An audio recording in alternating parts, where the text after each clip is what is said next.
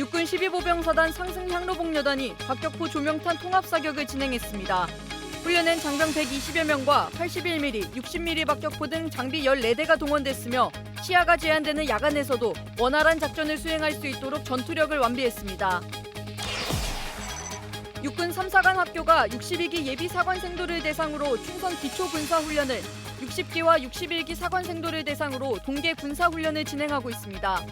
학교는 기본 전투기술과 소부대 전투지휘 능력 구비 등을 중점으로 훈련을 진행하고 있으며 실전 감각을 익힐 수 있도록 야전 환경에 부합된 현장 중심 훈련을 시행하고 있습니다.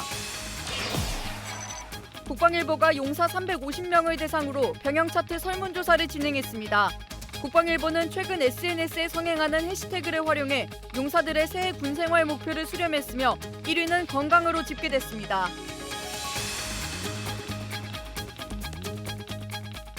시청자 여러분 그리고 국군 장병 여러분 안녕하십니까? 1월 23일 KFN 뉴스 시작합니다.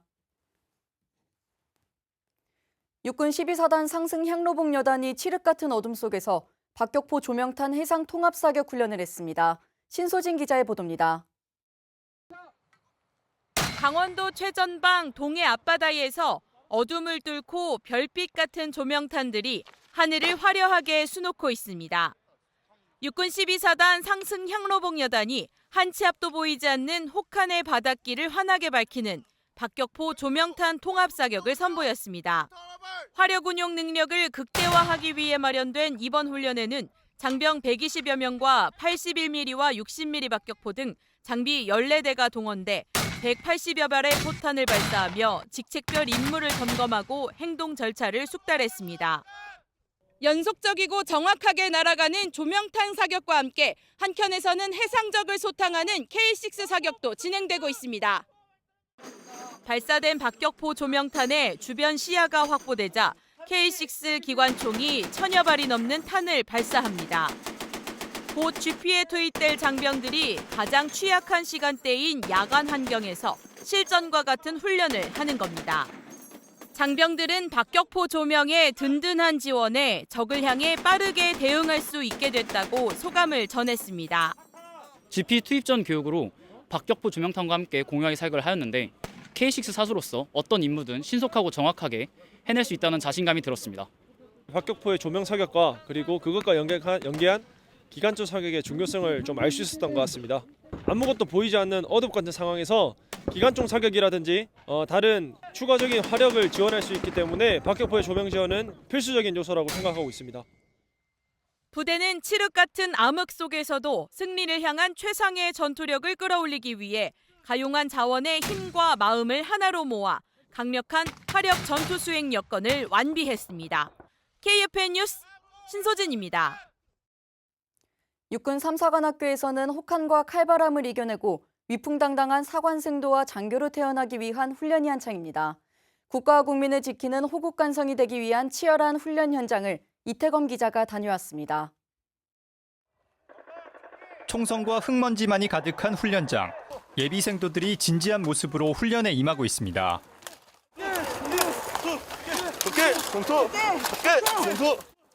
한 명 한 명이 방탄복과 마스크 등 전투복장을 완벽하게 착용했습니다. 야전에서 언제든 작전에 투입될 수 있는 정예 장교가 되기 위한 과정입니다. 육군 3사관 학교는 62기 예비 사관생도 450여 명을 대상으로 5주간의 충성 기초 군사훈련을 실시하고 있습니다. 또 이번 겨울을 맞아 4학년과 3학년 생도들은 4주간의 동계 군사훈련을 받으며 장교로서의 기본 소양을 갖추고 전투 지휘 능력을 기르고 있습니다. 3사는 특히 선체험 후 교육 방식을 적용하고 야전 환경에 부합된 현장 중심 훈련을 진행 중입니다. 선체험 후 교육 방식은 올해 처음 도입됐습니다. 생도 스스로 경험을 통해 훈련의 필요성을 깨닫고 보다 적극적으로 훈련에 참여하도록 만듭니다. 또 모든 교육에서 통일된 전투 복장을 착용하게 해 PR을 식별하고 전투형 리더로서 기초를 다지는 데도 중점을 뒀습니다. 전투 복장을 제대로 착용하고 훈련에 임함으로써 제 스스로 야전에서 즉각 임무 수행할 수 있는 장교에 한 발 더 가까워졌다고 생각합니다. 임관한 장교들이 즉각 임무 수행이 가능하도록 하는 3사의 이런 변화에는 야전의 수요를 충족시키겠다는 의지가 담겨 있습니다.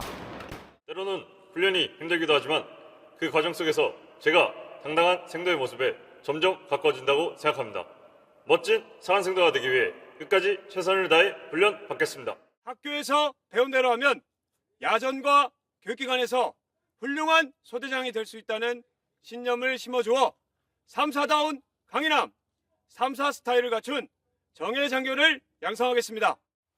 62기 예비생도들은 다음 달 사관생도로 정식 입교하게 되며 60기 생도들은 다음 달 말 육군 소위로 임관할 예정입니다. KFN 뉴스 이태검입니다. 육군 7공단 항군대대와 국군 화생방 방호사령부 화생방대대가 합동훈련의 일환으로 항공기 제독훈련을 실시했습니다. 김은진 기자의 보도입니다.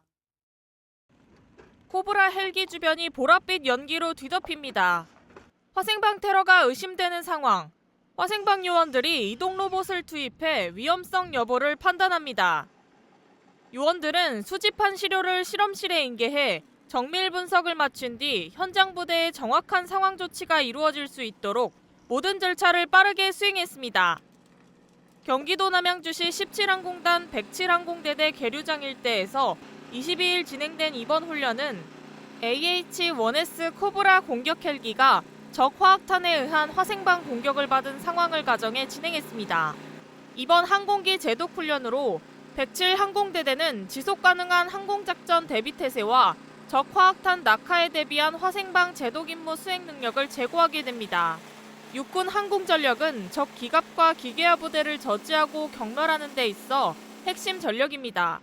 이에 따른 적의 화학탄 공격이 예상되기 때문에 제독 훈련은 필수적입니다.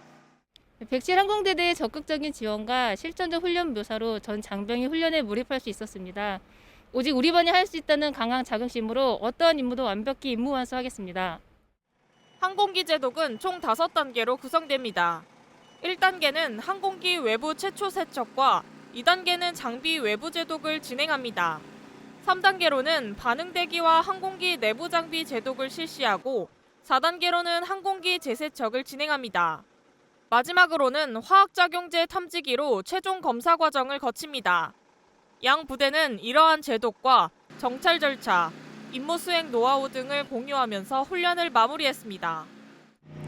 107항공대대는 적의 화생방 공격에도 굳건한 전투 태세를 유지할 것을 다짐했습니다. KFN 뉴스 김은진입니다. 해군 3함대 심해 잠수사들도 혹한기 내한 훈련을 펼치고 있습니다. 대원들은 혹한의 날씨, 차가운 바닷속에서 최상의 구조작전 능력을 키우고 있습니다.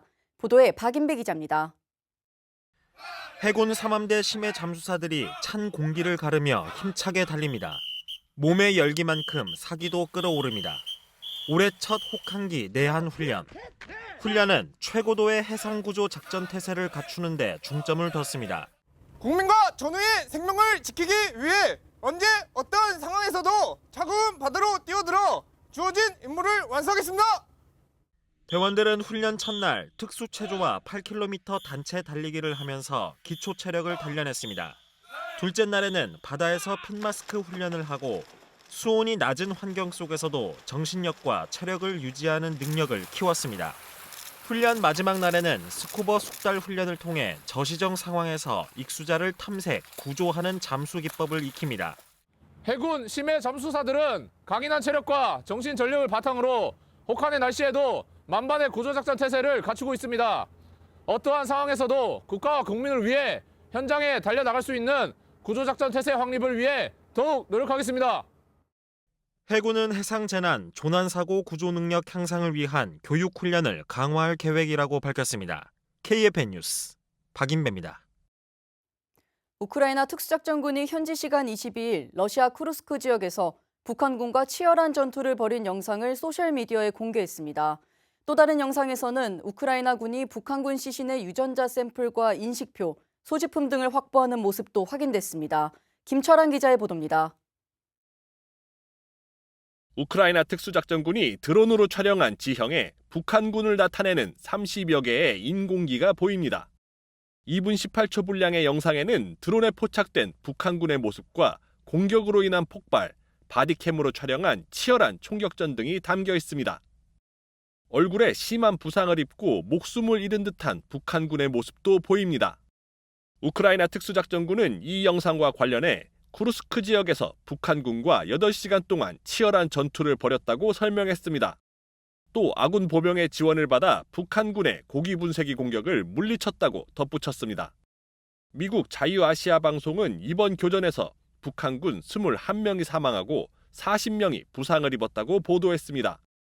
이와 함께 또 다른 영상에는 우크라이나군이 북한군 시신에 다가가 면봉으로 타액을 채취하고 머리카락과 인식표 등 소지품을 챙기는 모습이 공개됐습니다. 우크라이나 언론은 북한 국민을 식별하고 추가 조사 절차를 위한 데이터베이스를 만들기 위해 유전자 샘플을 수집하는 것이라고 전했습니다. KFN 뉴스 김철환입니다. 조태열 외교부 장관이 외교부 청사에서 제이비어 브런슨 신임 주한미군 사령관을 접견하고 한미동맹과 북한 문제 등에 대해 의견을 교환했습니다.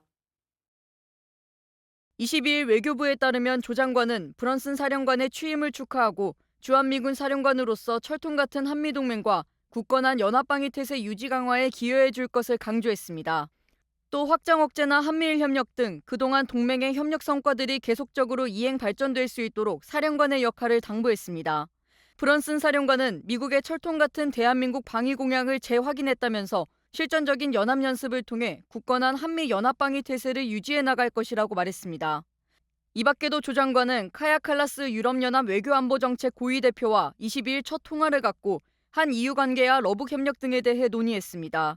조 장관은 한 EU가 전략적 동반자 관계를 지속적으로 강화해 나가자고 말했고 칼라스 고위 대표는 한국은 EU의 중요한 전략적 파트너라면서 한국과의 협력이 중요하다고 강조했습니다.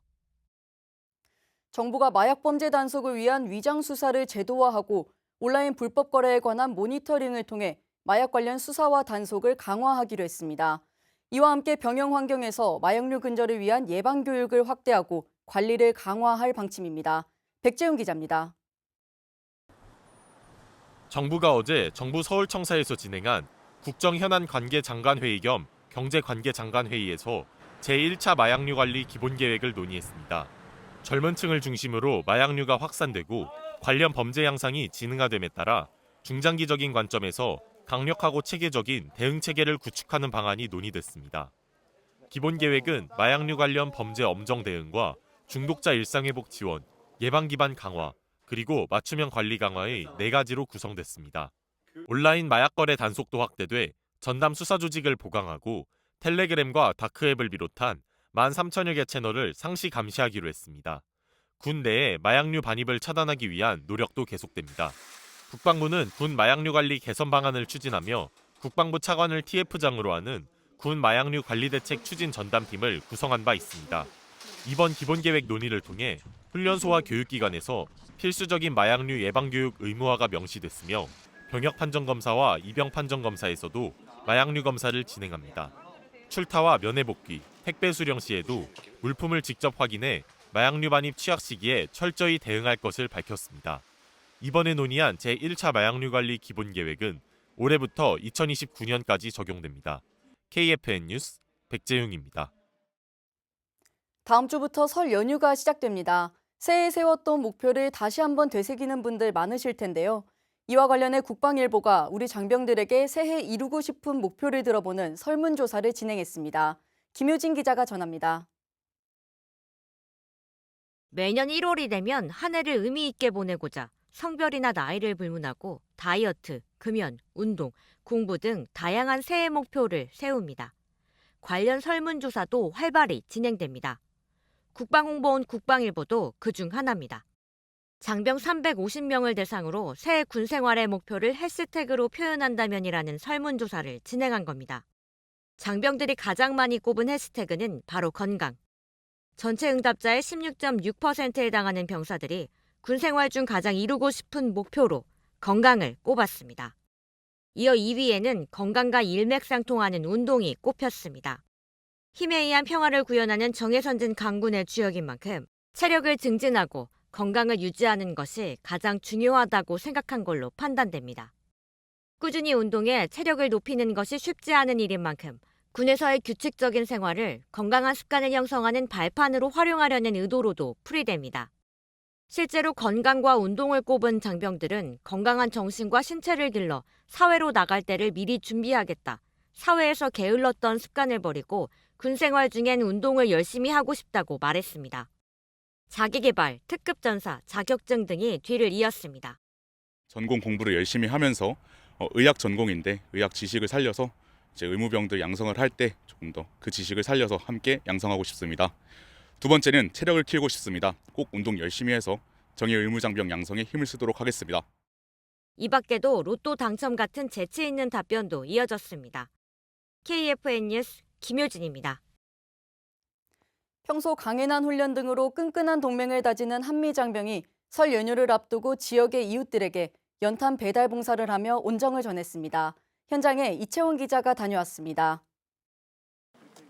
이른 아침 집 앞마당에 사람들이 길게 늘어섰습니다. 이웃들에게 연탄을 선물하러 온 한미 군 장병들입니다. 오늘 경기도 동두천시 상패동 일원에서 육군 5사단 장병 50여 명과 미 2사단 210 포병여단 장병 50여 명이 한미연합 연탄 배달 봉사활동에 나섰습니다.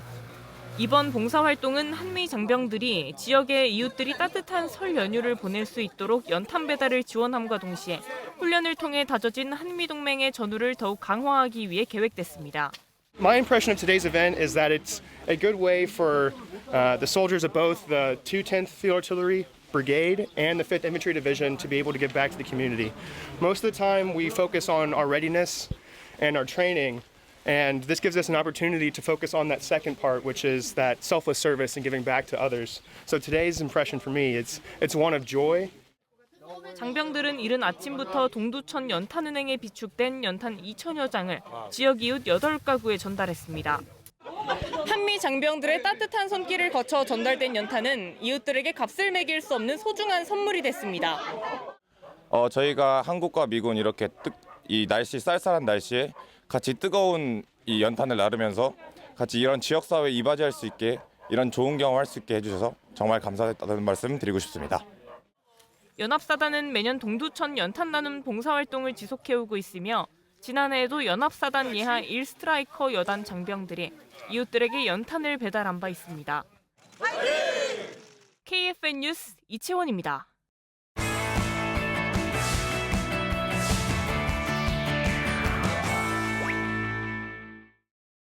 장병들의 경제관을 확립하고 다양한 혜택을 전달하기 위한 코너, 경제야 군대 가자 시간입니다.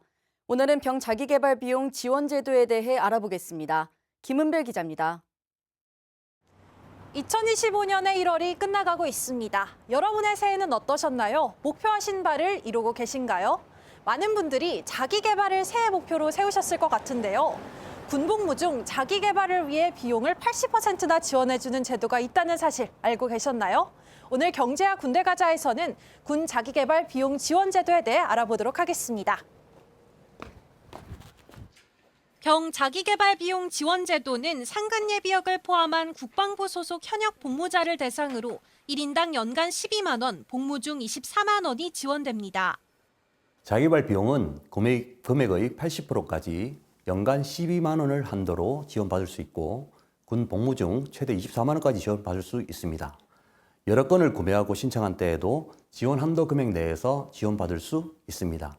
예를 들어 전공서적을 10만 원에 구매 후 신청하면 8만 원을 지원받을 수 있으며 자격증 시험 응시 후 응시료 6만 원을 신청하면 추가적으로 4만 원을 더 지원받을 수 있습니다. 사업의 지원 분야는 자격 취득 어학 등 능력 검정의 응시료, 그리고 기타 도서 구입비, 강좌 수강료, 학습 용품비, 문화 관람비 등입니다. 전역을 하고 나면 회계사 시험에 응시하고 싶어서 관련 서적을 구입하는 데 사용하였습니다. 자격증에 관련된 스페인어 책으로 여기서 공부하고 실제로 밖에 한국외국어대학교에 가서 시험도 봤습니다. 평소에도 책을 좀 좋아하는 편이어서 그 자기개발 비용을 쓸 수 있는 데가 제휴 매장이 특히 서점이 좀 많다고 들어서 일단 책을 좀 많이 샀고요. 하지만 부대 공용 물품 구입 등 자기개발 목적에 부합하지 않는 경우 지원이 제한됩니다. 다음은 지원 절차입니다. 나라사랑 포털에서 구매하는 경우 자기개발 탭에 접속해 제휴사 상품을 바로 구매할 수 있으며 나라사랑 포털 이외에서 구매한 경우에는 나라사랑 포털에 접속해 지원 신청, 신청하기로 들어가 구입처, 상품명, 구매일자 등을 입력하면 됩니다.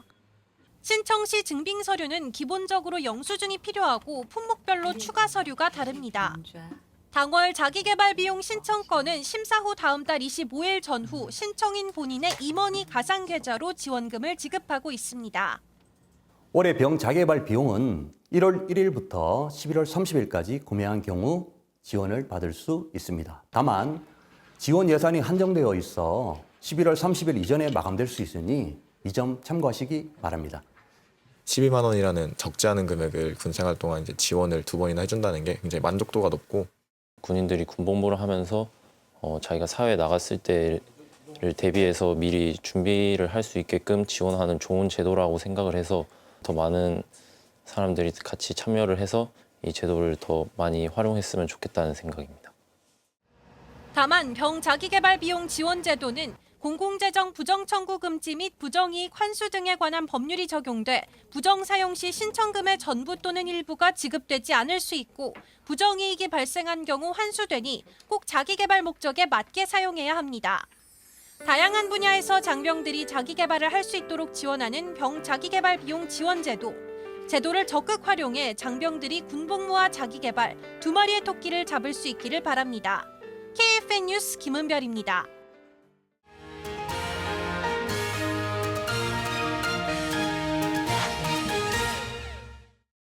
생명과 안전을 지키는 전력인 구급차는 민간에서도 사용되지만 특히 군에서는 그 특성에 맞는 군용 구급차가 운용되고 있는데요. 시대에 따라 달라지는 군용 구급차의 역사를 자세한 뉴스바바에서 전해드리겠습니다.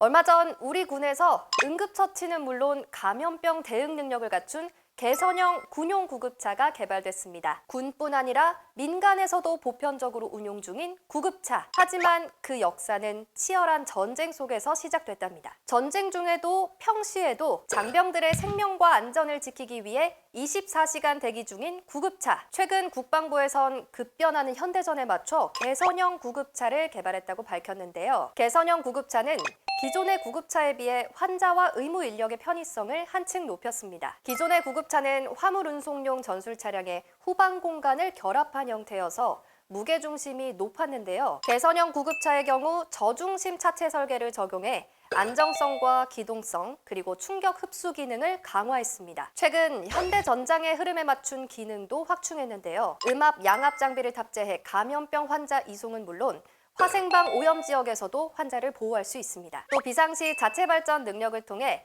전원이 차단되더라도 의무 장비와 냉난방 장치를 2시간 이상 가동할 수 있는데요. 내년이면 우리 군에 전력화될 예정입니다. 기술과 의학의 발전과 함께 진화해 나가는 구급차. 과연 그 역사는 언제부터 시작됐을까요? 환자 수송을 위한 구급차를 최초로 도입한 나라는 프랑스입니다. 18세기 나폴레옹이 유럽을 평정하던 시기 군의관 도미니크 라레는 장병들을 살리기 위해 환자 후송용 구급차를 개발했는데요. 당시 구급차는 마차에 의료용품을 실은 형태였습니다. 그러던 중 처음으로 마차가 아닌 동력 엔진을 장착한 구급차가 등장한 건데요. 1900년 프랑스 육군에서는 이 구급차를 처음으로 도입하면서 한층 빠른 후송 체계를 구축했습니다. 이후 또다시 전쟁이 발발하자 구급차는 비약적으로 발전합니다. 제1차 세계대전 때는 박스형의 군용 트럭 구급차가 등장했고 제2차 세계대전엔 현재까지도 널리 쓰이는 콤비형 구급차가 등장했습니다. 그렇다면 우리나라의 군용 구급차는 언제부터 도입됐을까요? 우리 군의 군용 구급차 역사는 국군 창설과 함께 시작됐습니다. 당시 우리 군은 일본군이 남기고 간 트럭이나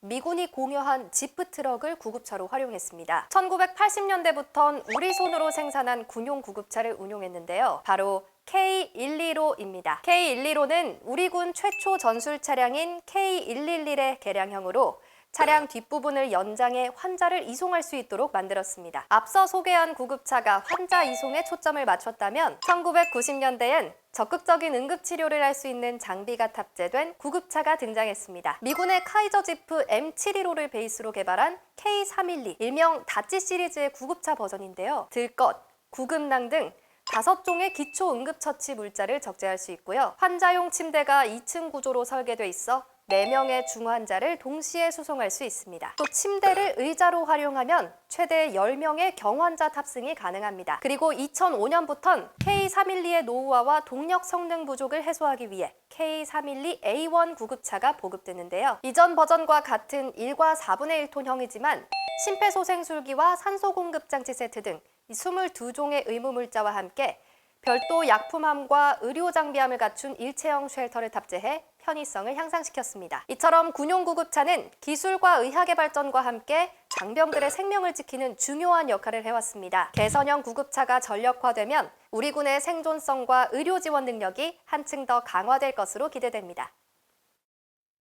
이어서 오늘의 국방단신 전해드립니다. 석종건 방위사업청장이 19일부터 21일까지 한화 에어로스페이스를 비롯한 국내 방산업체와 함께 사우디아라비아를 방문했습니다. 이번 방문은 대규모 획득 사업을 추진하고 있는 핵심 방산협력국 사우디아라비아를 올해 첫 마케팅 활동국가로 선정하며 진행됐습니다. 양국은 이번 면담을 계기로 양국 방산업계 간의 중장기 협력 체계를 출범하기로 합의했습니다. 방위사업청과 우주항공청이 22일 경남 사천시 우주항공청에서 국장급 협업회의를 개최했습니다. 이번 회의는 민간과 국방 분야 드론 산업 도약을 위한 민군 협력을 강화하기 위해 진행됐습니다.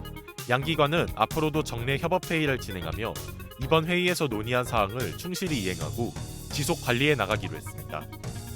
2025 캐나다 인빅터스 게임에 출전할 대한민국 상위군경의 선수단 결단식이 22일 중앙보훈회관에서 개최됐습니다. 올해 인빅터스 게임은 다음 달 8일 개회식을 시작으로 16일까지 9일 동안 11개 종목 23개국 550여 명의 선수가 참여합니다. 대한민국은 7개 종목에 11명의 선수가 참여하며 국가보훈부는 2029년 대회의 대전 유치를 위해 이희환 차관을 단장으로 하는 정부 대표단을 파견합니다.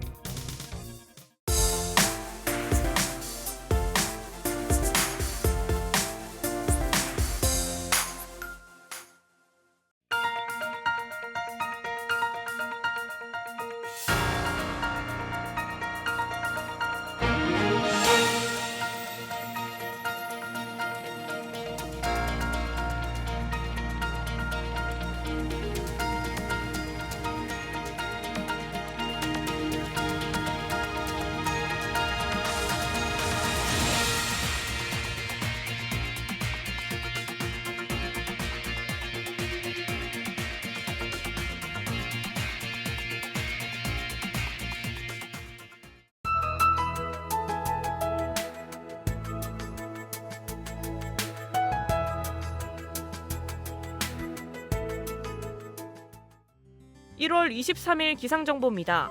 연일 고농도 미세먼지가 계속되고 있습니다. 제주를 제외한 전국 미세먼지 농도가 나쁨 단계를 보이겠고 충청과 경북 등 일부 내륙은 매우 나쁨 수준까지 치솟는 곳이 있겠습니다. 미세먼지용 마스크 꼭 착용하시기 바랍니다.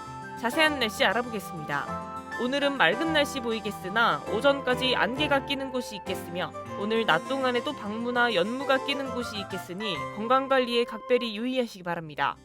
내일은 대체로 맑은 날씨 보이겠으며 동해안은 흐려지다 오후 6시 이후에 비나 눈이 내리겠습니다. 내일 아침 최저기온은 서울 영하 3도, 계룡 영하 7도가 예상되고 한낮 최고기온은 서울 9도, 부산은 12도가 예상됩니다. 오늘 작전 기상입니다. 지상과 항공, 해상 작전엔 큰 제한 없겠습니다. 주간 기상 전망입니다. 26일까지 대체로 맑은 날씨 유지하다가 설 연휴에 고리 통과하면서 27일 전국적으로 강수 영향이 있겠습니다. 이후 28일부터 30일까지 서해안과 동해상으로 강설 영향이 있겠으며 28일에서 29일은 서부 일부 내륙으로도 강설 영향이 있겠으니 최신 기상 예보 확인하셔 안전한 연휴 보내시기 바랍니다. 이상 공군기상단 제공 기상정보였습니다. 이것으로 KFN 뉴스를 마칩니다. 시청해주신 여러분 고맙습니다.